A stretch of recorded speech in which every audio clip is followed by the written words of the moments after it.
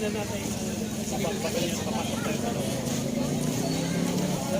Nakikita mo maliliit yung dalawang kapatid sa tawag.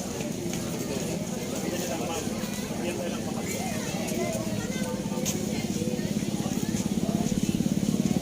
Ay, hello ma'am. Good morning. Pwedeng pumasok. Yung gawakan nito, ano to?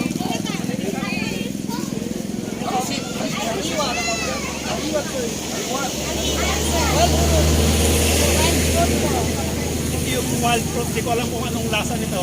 Maasim. Pwedeng tikman. Kaliliit o tingnan mo.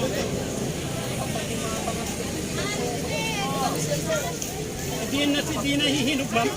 Nahihinog din yan, sir. Anong lasa nito? Magiging parang yung longgan. Maasim, sir, kasi hindi pa hinog.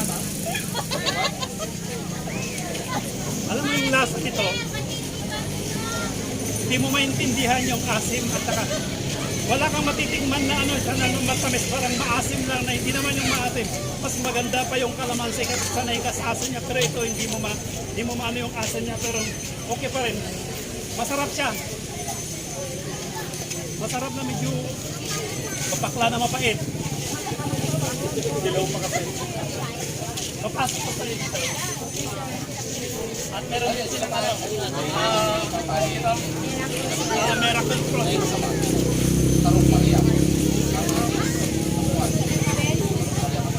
Okay.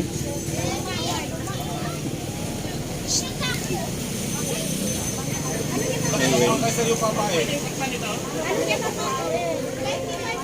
Sorry, ta? Hindi pa. Mabubuso beta ka. Pare-pareho ang lasa pero ang iba meron daw tawag na RR. Hindi ko lang kung ano yung RR doon. Masarap. Hello, ito! Makap- Suwa! Nasamit! May kahit to yun! Makapal yung ano niya. Wadak! Ito Yung ulihan! Gumanong kayo ako. Gumanong kayo. Ma'am, gumanong ka. Hindi naman nakatipritising. Un, ma'am. meron din maliliit na bayabas. Ma'am, ano ito bayabas? May slice 50 pesos. Kahit kala ko ano, bayabas na maliliit. Anong lasa nito? Parang tanong, sir. Kakain din. Masarap ang tunay. Ay, pag mailo ko na. Siguro sa bargain ko na naman. Herbal din siguro ito. Kaninong ano to? Kaninong bot ito? Anong pwede kong makausap? Sir?